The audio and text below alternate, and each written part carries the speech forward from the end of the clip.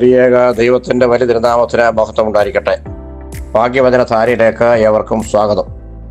27 സങ്കീർത്തനം 8 വാക്യം.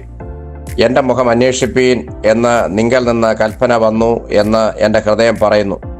യഹോവേ, ഞാൻ നിന്റെ മുഖം അന്വേഷിക്കുന്നു, നിന്റെ മുഖം എനിക്ക് മറയ്ക്കരുതേ. ഇതാണ് വാചകം. ഇവിടെ ദൈവത്തിരുന്ന ഒരു കൽപ്പന ദാവീദിന്റെ ഹൃദയത്തിലേക്ക് വരികയാണ്. ദൈവത്തിന്റെ മുഖം അന്വേഷിക്കുവാൻ ആവശ്യപ്പെട്ടുകൊണ്ട് ഉടൻ തന്നെ ദാവീദ് അതിനോട് അനുകൂലമായി പ്രതികരിക്കുന്നു.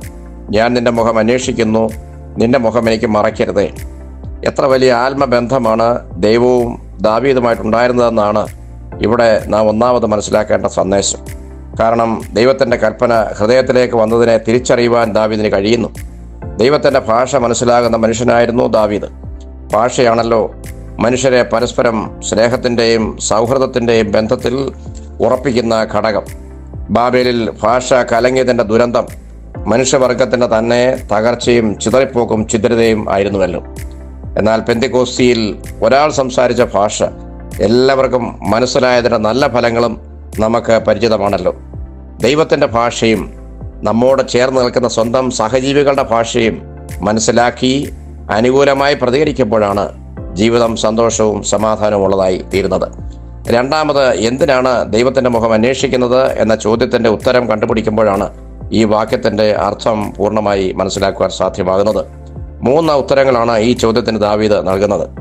1, അവങ്കിലേക്ക് നോക്കിയവർ പ്രകാശിതരായി, അവരുടെ മുഖം ലജ്ജിച്ച് പോയതും ഇല്ല. സങ്കീർത്തനം 34:5. ദൈവത്തെങ്കിലേക്ക് നോക്കുന്നത് പ്രകാശിതരാകുവാനാണ്, അഥവാ ദൈവ തേജസ് പ്രാപിക്കുവാനാണ്.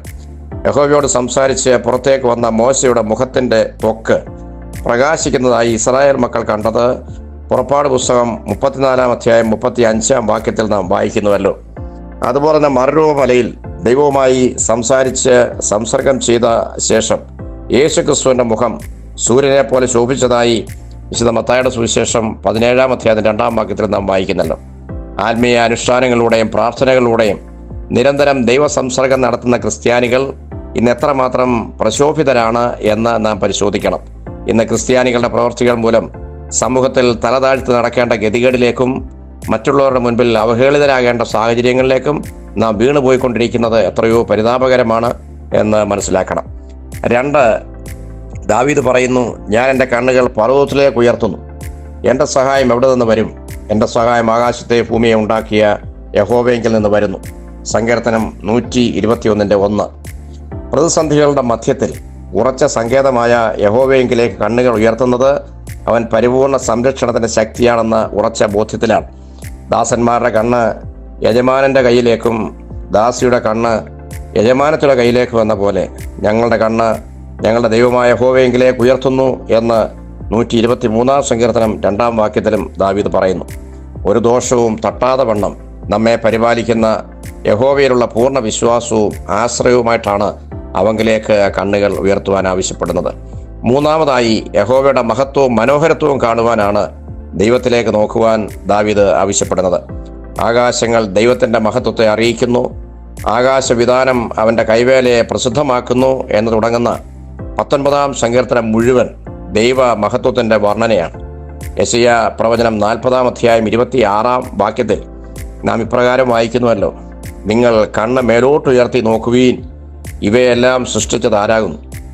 അവൻ അവയുടെ സൈന്യത്തെ സംഖ്യാക്രമത്തിൽ പുറപ്പെടുവിക്കുകയും അവയെല്ലാം പേർ ചൊല്ലി വിളിക്കുകയും ചെയ്യുന്നു.